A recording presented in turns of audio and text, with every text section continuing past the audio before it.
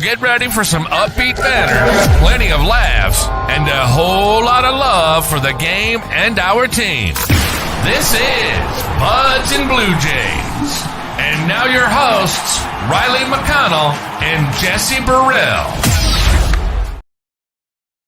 Good evening, everybody. It is Wednesday, August 21st, and welcome to episode 205 of Buds and Blue Jays. It's your place for all things related to the Toronto Blue Jays. It's Jesse 1 and Jesse 2 back on the show again. Big shout out David Fulton for coming in on our last episode.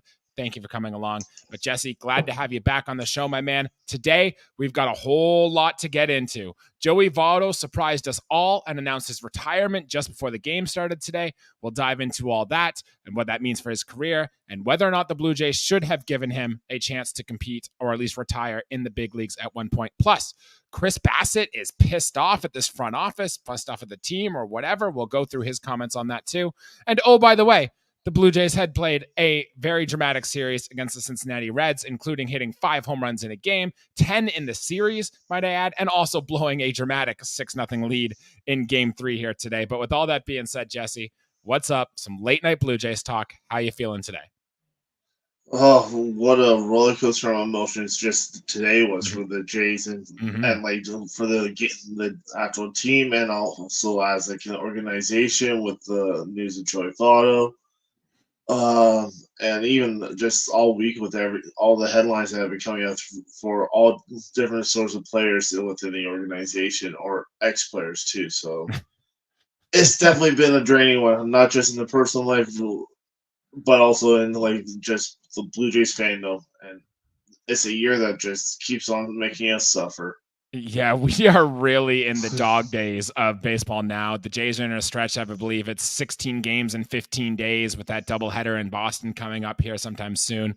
The team is down and out of it. It's unexciting. Like, this is really the stretch of things. And if you're still paying attention to this Blue Jays team like we are, congratulations. You guys deserve just as big as a medal as all of us do, because it's been pretty tough. But hey, you know what? We're fighting through, and we're going to keep doing that. And with that being said, let's talk about something positive. And it's amazing. We are going to start this episode by talking about a player who never once appeared in a big league uniform with the Toronto Blue Jays, but that was Joey Votto, who, if you're a Toronto Blue Jays fan and if you're a Canadian baseball fan at all, you love what Joey Votto had brought to the game of baseball. 6-time All-Star. He won the MVP in 2010. He was fantastic. I remember when the Blue Jays signed him, we were like, oh man, this is more than just a bit. Like, this is going to be awesome. He's going to get a chance to retire in Toronto with his hometown team. But ultimately, it never happened. Jesse, what was going through your mind when you saw that Joey Votto officially announced his retirement this afternoon? Disappointed that he couldn't play for the Jays. Just like you said, hometown kid, just final swan song against his former team. That's what I always thought he would retire around this time if he did make it up to the big club, especially face your favorite, your old team of Cincinnati, and it was a story bookending just right there. It definitely gave us some good quotes though throughout the off season and even this year. And if people have followed our socials, I put my favorite meme of him from the off season, and it just he was just a quote machine, and the way he retired was just violence. Just say, I'm done. I'm retiring. I'm done with baseball. 9 words, and then in his quote saying, I'm just not good at baseball anymore. It was just perfect way to put it for him, and that's just his humor, especially being in a parking lot too of Shayla Field. Yeah, it's. I looked at Joey Votto's Instagram page after he made that video. He has posted 3 things. He's got 2 photos and then that one reel, and that's it for Joey Votto's Instagram page. So the fact that he went out there and decided, hey, this is how I'm going to announce my retirement to the world is very Joey Votto-esque in the way he just goes about his life. We are going to miss him in the game of baseball. He's one of the best guys that has ever been around the game. And I hope whatever role Joey Votto does next, he can continue with his personality, whether he gets into TV broadcasting, he gets into coaching, or maybe he just becomes a baseball TikTok star or whatever it is it may be for Joey Votto. I know he's going to have a great time to it. Jesse, I want to bring this back to the Toronto Blue Jays a little bit in regards with Joey Votto. Do you really think the Blue Jays should have called him up for this weekend series. You predicted on our last episode that the Jays were indeed going to do that, even though he struggled in Buffalo, even though, it may not have been there. But if they knew he was going to retire, do you really think the Blue Jays should have done that this week?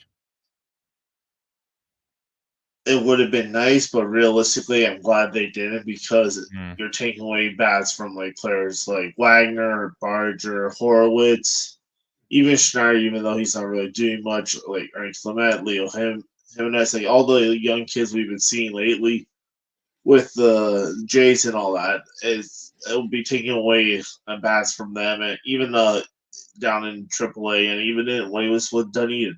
He was taking away like bats for players to develop. Like I'm glad that he wasn't called up, and also a little disappointed it took this long with how long it took for him to realize he's no good at baseball anymore. Yeah, I mean, if you look at the stats down in Buffalo, they were not good. He was striking out like 43% of the time. I think he was in his last 40 at bats, he had struck out in more than 20 of them. So the numbers weren't down there. And look, we will always have that moment as Blue Jays fans where he took Zach Wheeler deep in spring training on the first pitch he saw, and we will always have that as the Toronto Blue Jays. But unfortunately, because he never officially appeared in a big league game with Toronto, you can't use Joey Votto as a Blue Jay on your immaculate grid, which maybe is one of the it's very low on the list of Joey Votto things and brought into his career, but it's something I thought of as well. And it also shoots the dream of the Blue Jays having a 40-year-old player get an at-bat for this team. I think I tweeted this out. It would be the first year since I think 2006 that there hasn't been an age 40 or more player taking at-bat in the big leagues. So it's a lot to this. And happy retirement, Joey Votto. Happy trails. Happy trails. And Joey Votto still bangs to this day. All right. Let's turn the table a little bit to something that maybe not bang as much, and that is Chris Bassett. And Jesse, we've talked quite a bit about these last few episodes about just comments Chris Bassett has been making. If you go through the last month or so, remember Chris Bassett had those comments about how he's seeing like everyone on this team is fighting their demons, right? And there's all this stuff going on. He had the comments after his last home start with the dome being closed and how he thought it might have affected his pitch mix. And he was on the Chris Rose show, I believe the John Boy guys talking baseball.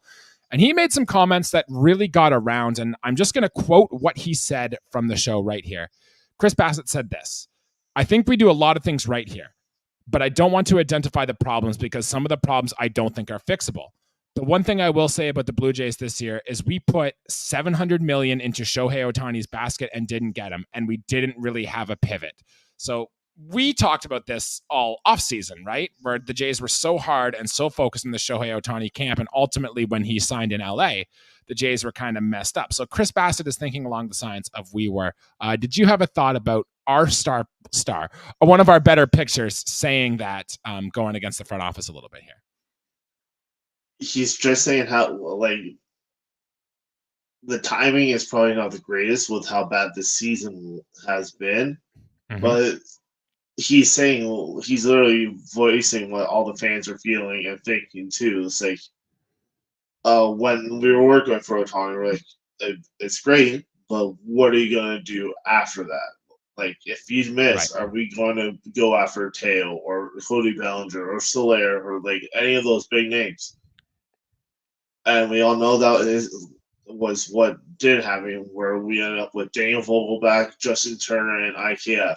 Right. 3 players that I'm saying that are not even with the team anymore. So, yeah, in retrospect, you could look back at that offseason, and if you weren't going to sign Shohei Ohtani, which I understand the pursuit of trying to do so, but you could have taken the Kevin Kiermaier money, the IKF money, and the Daniel Vogelbach money, and you could have used it to sign Teoscar Hernandez for a year, a guy who already knows the system, a guy who already was well liked here, a guy who, if you look what he's doing with the Dodgers, would have fit perfectly in this Toronto Blue Jays lineup.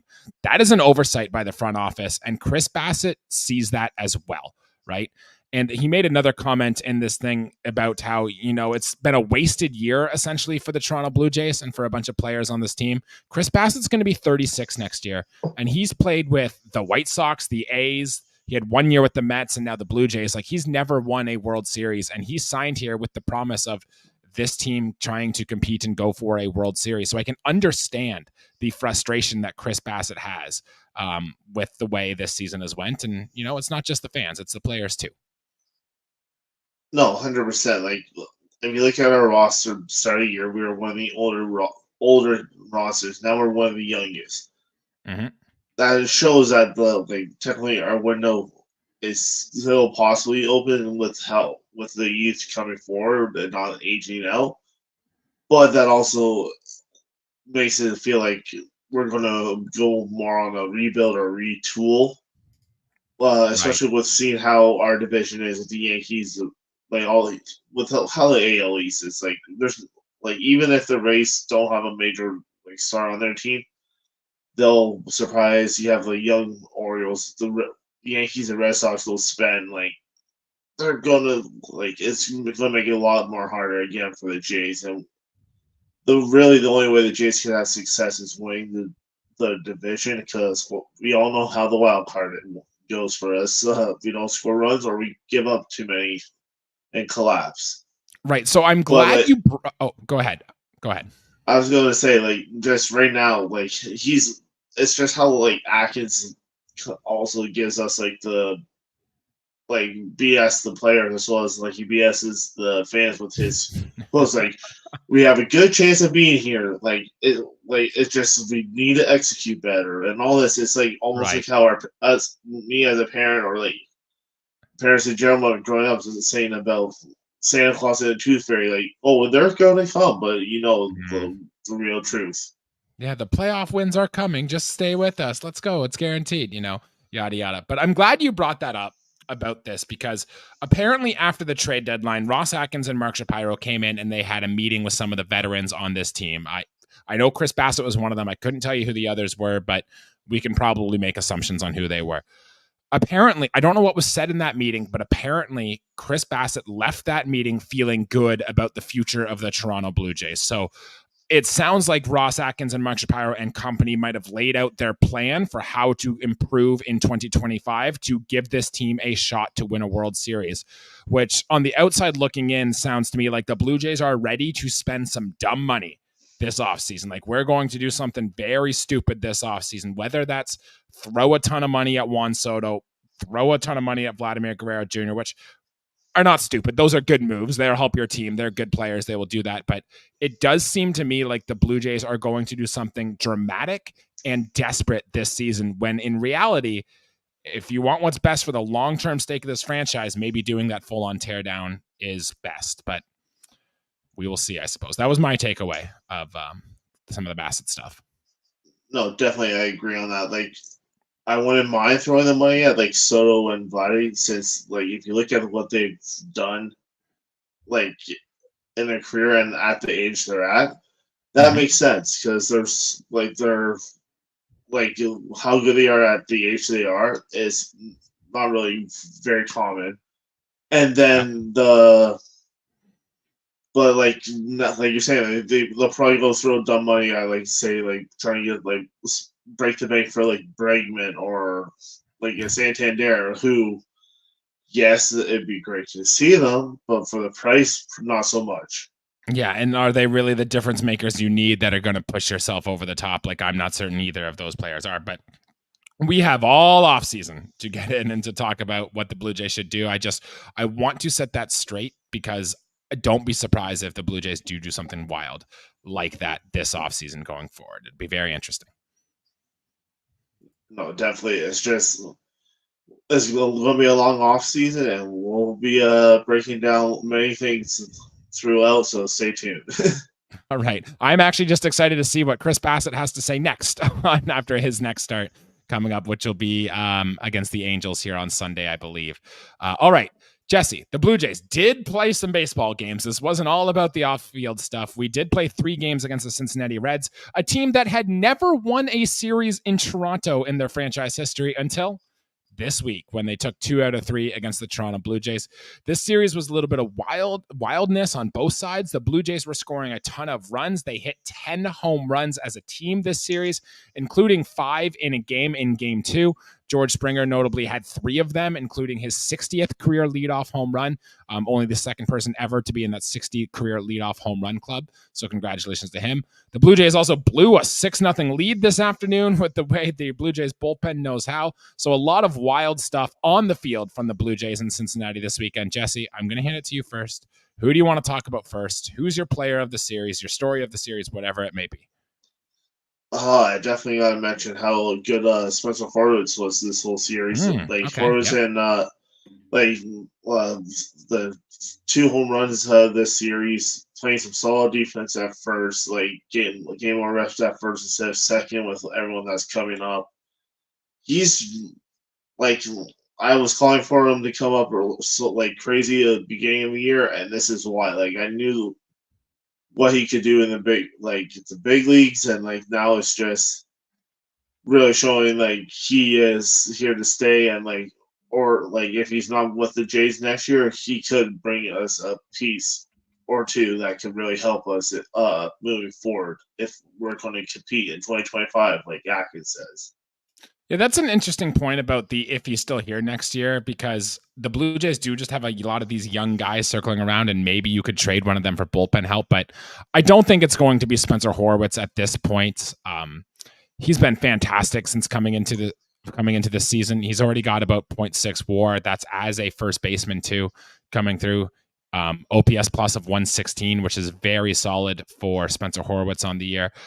He's been playing a lot. I actually just tried to look at the game logs here to see when was the last time Spencer Horwitz was out of the lineup, but it seems like, he's been in there quite a bit. I don't think he's had a game. Yeah, he's had a game where he came in late, but for the most part, Spencer Horwitz, everyday player. And have you seen enough from him right now to pencil him into your lineup every day at first base / DH going into next season, or maybe as your second baseman? Oh, absolutely. Because even coming into the season, I thought he would really push for a roster spot between him and David Schneider, or even Vogelbach, and even a battle with if Votto was healthy. I really thought he was more of the front runner between all those players to opening day even if he was on the bench, would be a Blue Jay all year, not for coming up in May like he did. Right. And we talked about that when Vogelbach and Votto were signed, that it really does push Horwitz down, but good on Spencer for just putting his head down, putting in the work. And now he's up here. He's the highest out of all of them there, which is very good for Horwitz. I'm with you. The fit for the Blue Jays roster is kind of weird. And Vladdy got another game at third base, and I want to talk about that a little later in this episode. But if Vladdy can be, let's just get into it now. If Vladimir Guerrero Jr. can be a third baseman at least 2 times a week, then you have a lot more flexibility on your roster. You could put Spencer Horwitz at first base full time. It means you don't have to play him at second base, which means you could play your Davis Schneider, your Will Wagner, your Elvis Martinez when he comes back next year, or it gives you the option to go out and sign a middle infielder in free agency as well. If Vlad can play a competent third base. He played there again today. I think this was the 7th or 8th time this season we've seen Vladimir Guerrero Jr. play at third base. I'm going to look up the defensive metrics in a second here, but Jesse, do you believe that Vladimir Guerrero Jr. can be part of the Blue Jays plan at third base going into next year? He's came up as a third baseman. He has the reps. He's group. So I really think right now he's forcing the Jays to play him at third right now, so he can get that payday and use that. Everyone says, comparing him to what Rafael Devers got. So it's will he become a third baseman like Devers, or even someone who was a little bit bigger than a Pablo Sandoval? Hopefully not before he went to the Red Sox. And when I say Pablo Sandoval, but will he be one of those big body third basemen we grew up watching, and then we opens up possibly even signing a Pete Alonso in the offseason? Yep, sure. That's why I'm thinking he's getting more reps at third right now, because are they focused on say Pete Alonso it's like Pete Alonso or Bregman, one of the two. If you get Alonso, you shift Vladdy to the third. If you get Bregman, Vladdy stays at first. Like that's what I'm thinking right now by like looking at it and just thinking about what we were talking about earlier about a big splash and how they're trying to sell Bassitt and all that with that. It's interesting for sure. I think the Blue Jays are doing it late this season now is because they want to get both Will Wagner and Spencer Horwitz in the lineup more, right? You want to see these guys play more. So in order for that to happen, unless one of them is going to be a designated hitter, is that you put Vladimir Guerrero Jr. at third base.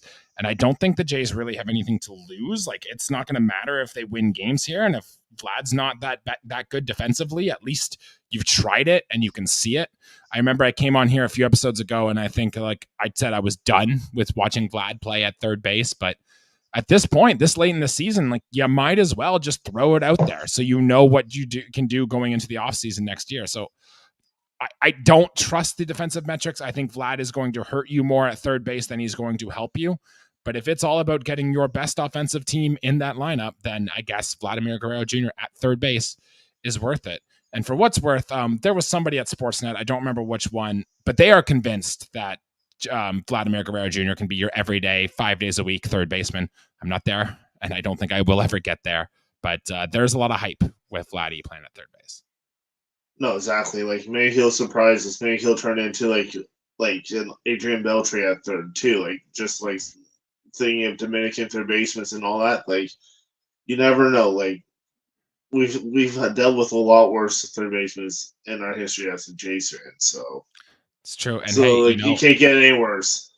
Well, he wasn't that good a defender at first base too, and he worked on that. And then all of a sudden, he's a Gold Glove winner at first base too, right? So maybe there's a chance. Maybe if Bo Bichette takes another step forward, or you sign a great defensive shortstop, you can kind of hide Vlad's defense a little bit. Then maybe it's something worth going to. But just some food for thought as we go down to the stretch here in this series. But anyways, other than that, Jesse, did you have any other players on the position player side mostly that you want to talk about from this series? Definitely been it's funny how we were kind of not really sold on Leo Jimenez, but he definitely had a series too. Like I know, making us eat our words right there with what we said a couple of episodes ago about him. But like he's definitely been like showing off the power and saying that his wall scraper in Anaheim wasn't just a wall scraper, that he can hit a ball 427 to left center, and even his double today was like how hard he hit. It's just like okay, I guess the power's real now.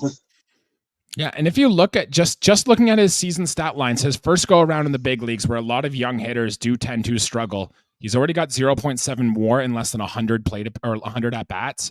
3 home runs. You know, he's only hitting 232, but an OPS plus of 102. Like he's proved that he's a league average bat.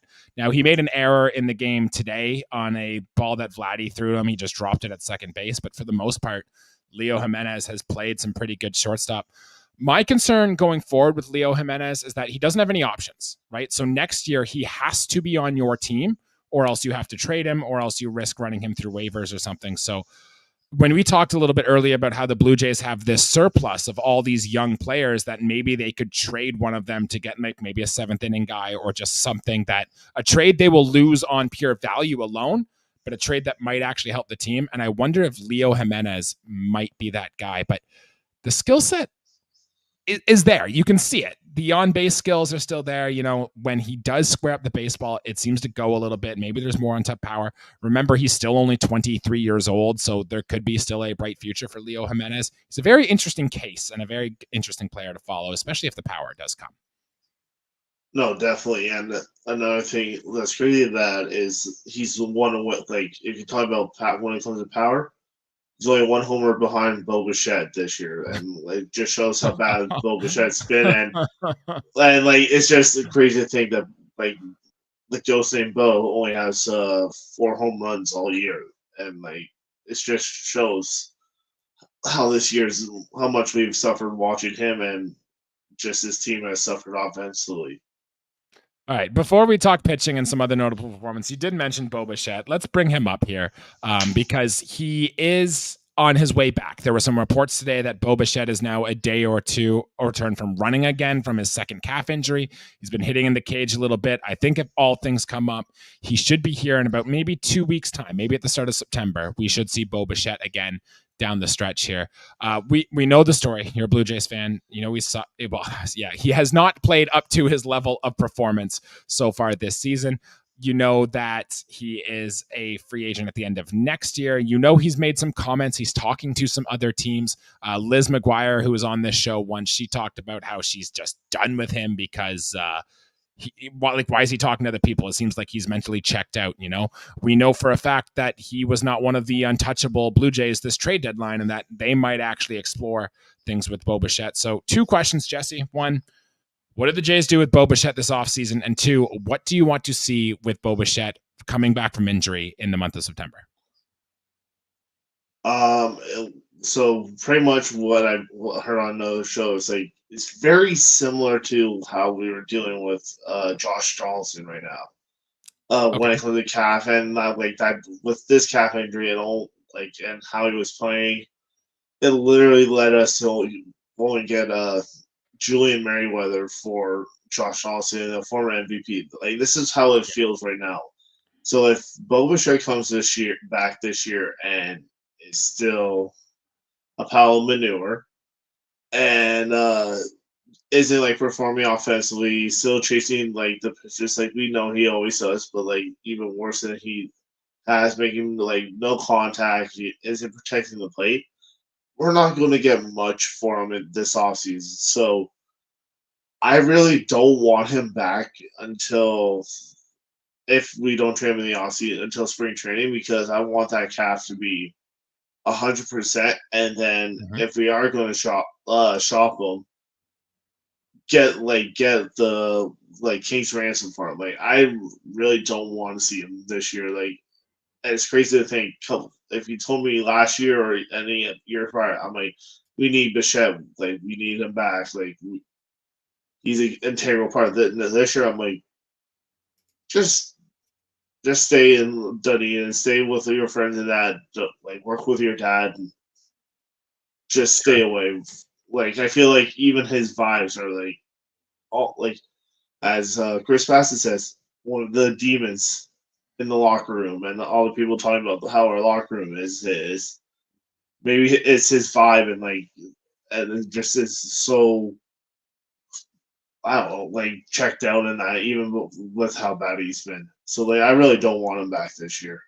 Yeah, I want to see him come in and show that he can get healthy, just so he can get the momentum right on the next, for the next year, so he can come into camp. He at least has that under his belt, and then he can really go off in next season. Here's what I think is going to happen with Bo Bichette. He'll come back this season. He'll get a home run or 2. He'll be just fine. And it won't be anything to write home about, but at least we'll say, hey, he's back on the field. I think what's going to happen next year is that Bo Bichette is going to be good, but he's not going to be the same player he was when he was leading the American League in hits, when he was hitting 200 hits a season. He'll be like a 2.5 WAR player. And then the Blue Jays will be like right around a 500-ish team, maybe a game or 2 above 500, chance to make the playoffs. They decide, you know what, we're just going to keep Bo Bichette for the playoff run. And then ultimately the Blue Jays either don't make the playoffs or we lose in the first round of the wild card again. And then Bo Bichette walks for nothing. And I've seen this story so many times with the Toronto Blue Jays. You've mentioned it with Josh Donaldson there. That's what I really feel like is going to happen with Bo Bichette going forward here. And it's almost so predictable. Oh no, definitely. I was trying to be positive, but yeah, I was trying to be positive, but no, we're going to be. Atkins will be like, oh, we believe in everything. We're going to sign him.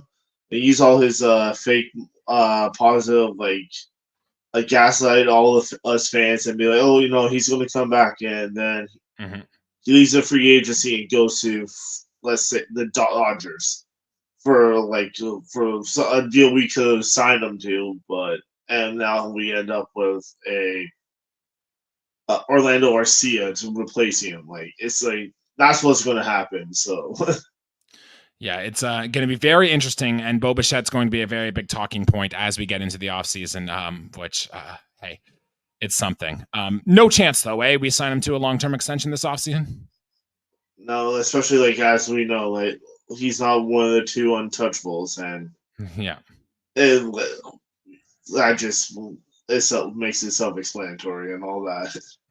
All right, makes sense. Well, let's turn things back to the series here that was against the Cincinnati Reds. 10 home runs, dude. George Springer had 3 of them, which remember him when he got so hot towards right around the trade deadline, and we're thinking, all right, George Springer might be back. Then he went on another month-long run where he was just garbage again, right? And then, hey, all of a sudden he comes in here, maybe he's turning it around a little bit. 3 home runs in the series for George is nice to see. You talked about Spencer Horwitz had 2 home runs of his own. You talked about how Leo Jimenez hit a home run, but the Jays had 4 others. Ernie Clement had 2 home runs in this series. I think that's 9 on the season for Ernie Clement now. Maybe I'm off by 1 or 2, but he's been pretty good. Vlad broke out of his little mini slump that he had when he was in Chicago. He's red hot again, hit another home run here.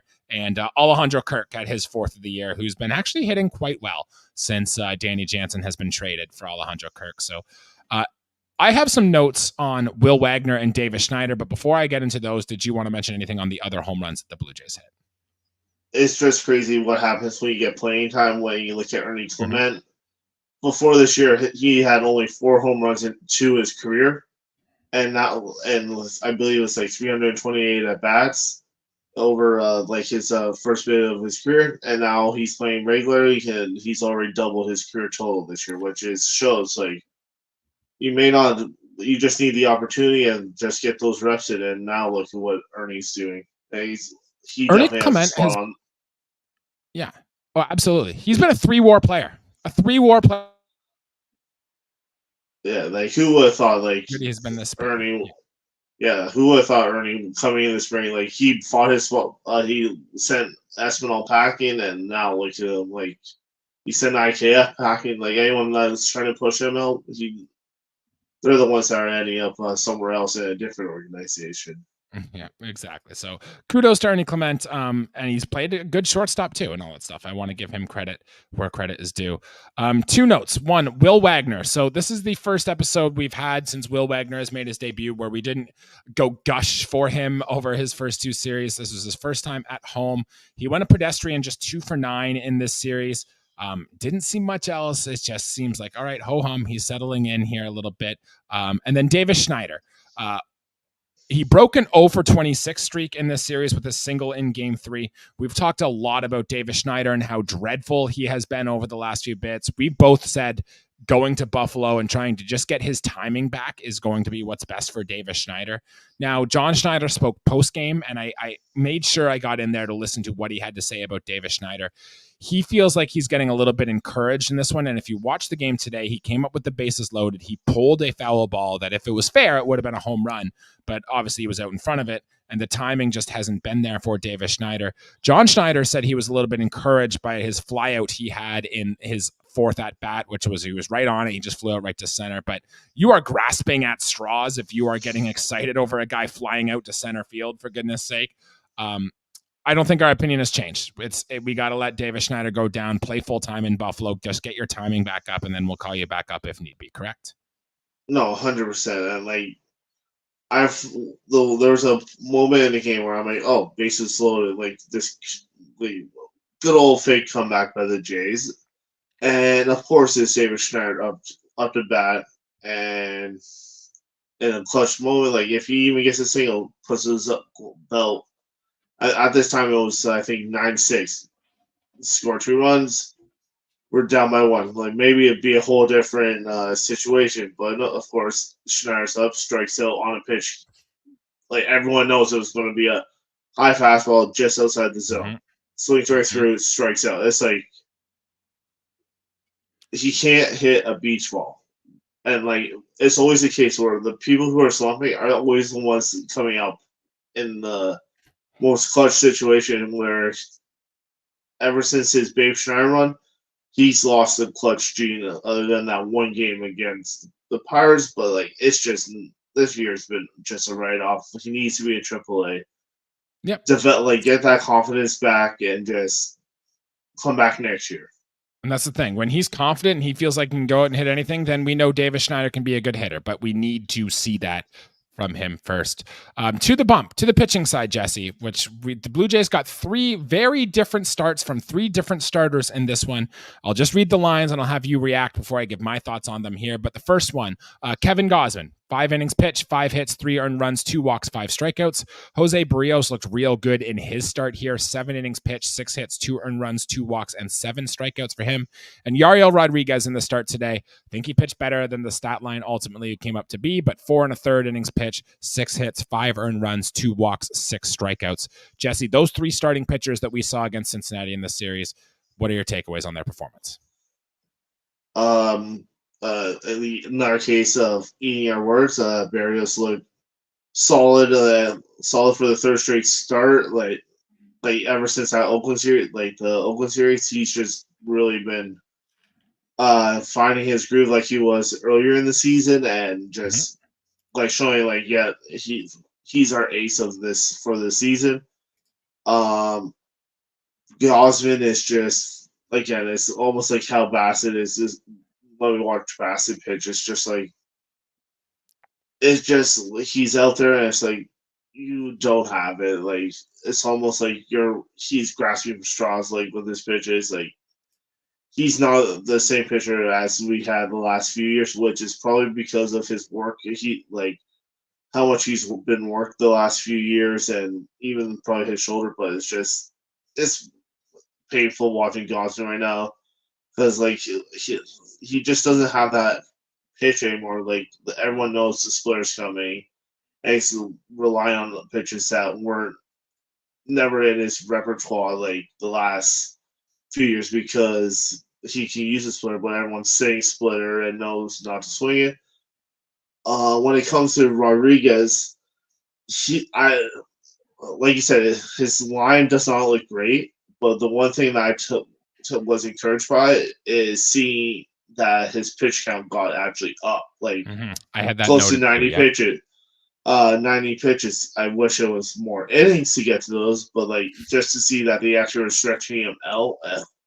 I was ranting a couple episodes ago saying, if you think he's a key part of your rotation for the future, he needs to go more than 80 pitches, and it was nice to see that. I wish he had better luck when it came to it? Definitely, yeah, but it also doesn't help that the bullpen after he was taken out decided to give up those runs in I believe this 5th inning. Yeah, which we'll touch on the bullpen a little later, but surprising nobody, it was terrible again in this series. I had that same note on Yariel Rodriguez. I noticed 2nd straight game now, his pitch count has got into the 80s. John Schneider has talked a little bit about it's time to let Yariel Rodriguez kind of go all out, because I think the plan is for him to be in the rotation going into next season. The only thing with Yariel that's been the drawback for me so far has been that breaking ball command needs to be better. Jesse, I remember you and I were at the Canada game when he gave up only run was a solo home run to Jeremy Pena, but it was a curveball. He hung right down the pipe. I think some of his home runs he gave up in Chicago were on curveballs as well. It's just if he can show he can command that breaking stuff, then look out. There is a very good pitcher in Yariel Rodriguez, and I'm genuinely excited for his upside and for his future with this team. Those other 2 pitchers, Kevin Gausman, I thought he pitched okay, actually.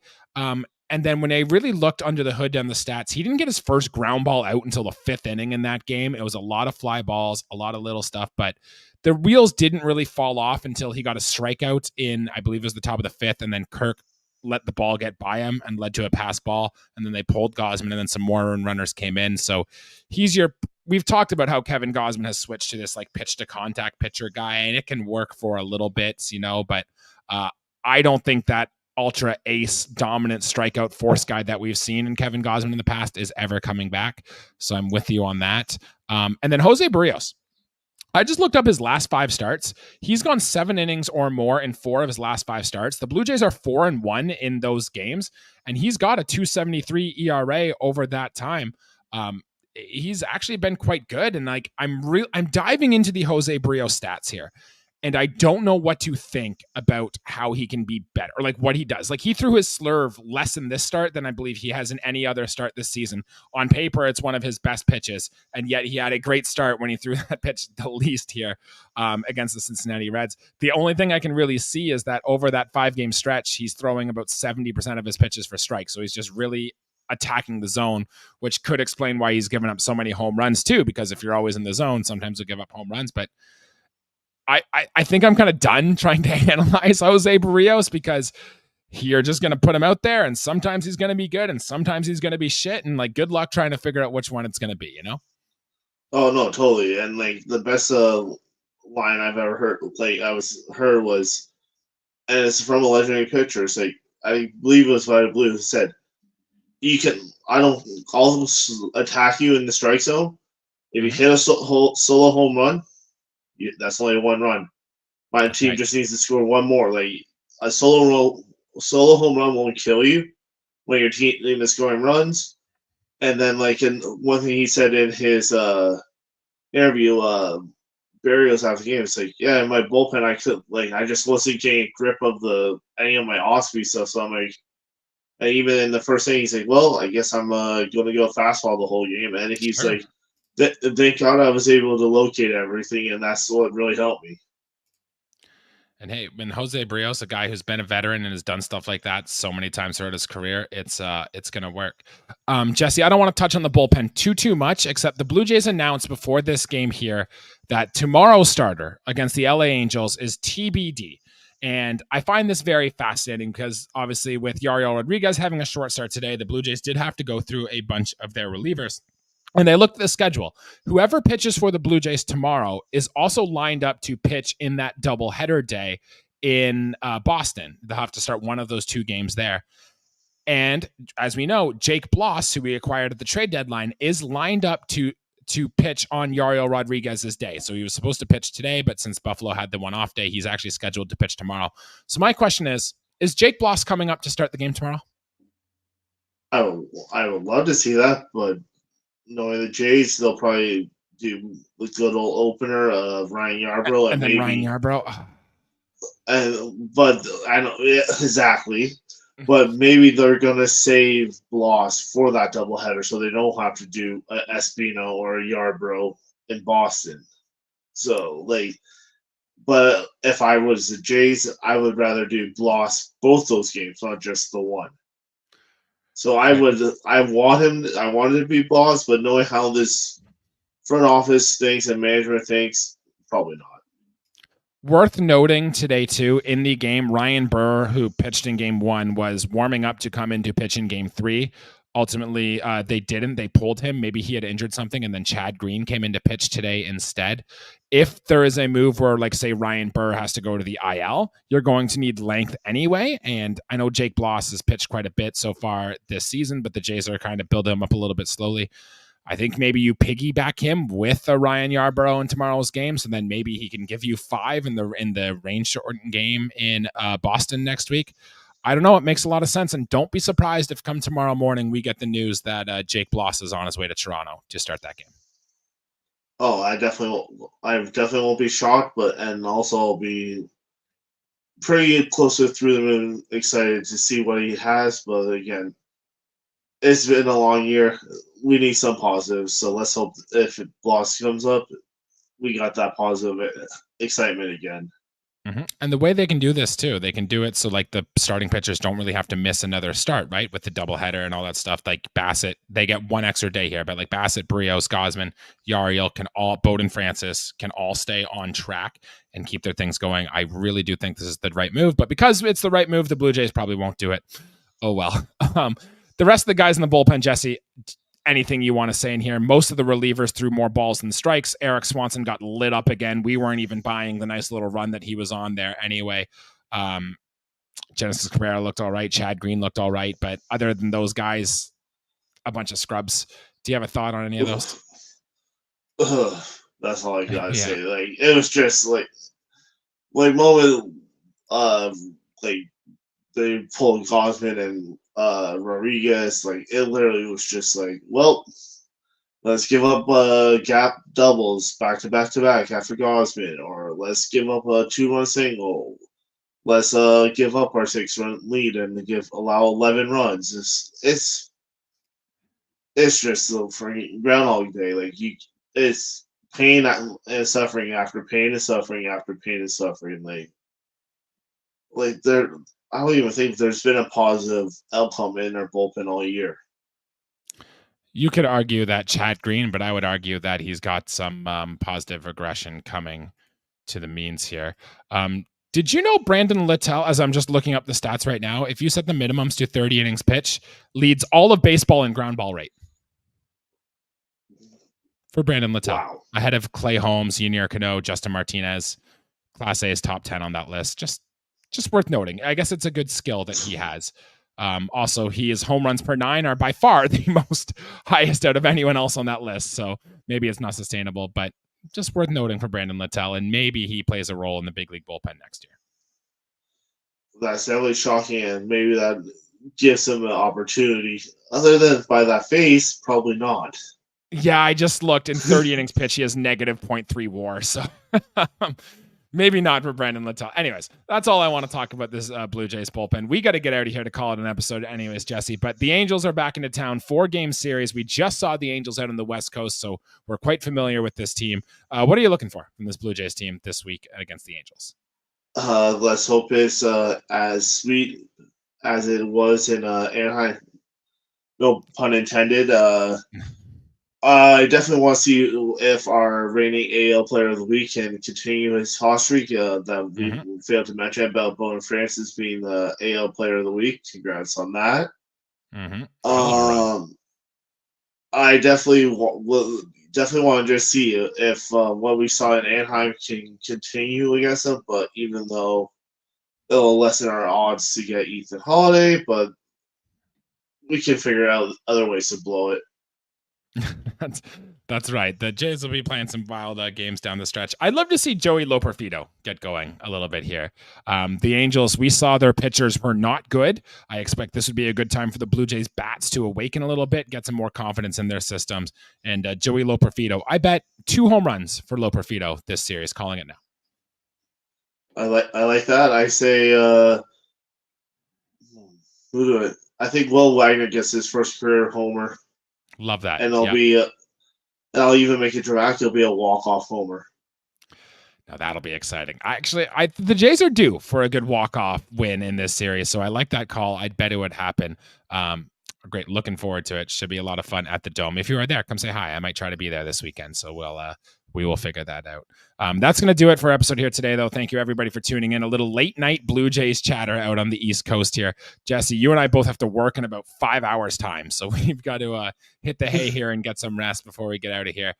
Anything else you want to throw out, though, before we get out? Nope. No rest for the wicked. Yeah. And let's hope the East can beat the West. And thanks for everyone, and have a good one. All right, for Jesse Turiso, I am Jesse Burrell. Thank you all for listening. We will be back on Sunday to recap the series against the LA Angels, and hopefully we have a lot more exciting Blue Jays news to talk about then. Thanks, guys. We'll see you next week. Thanks, guys.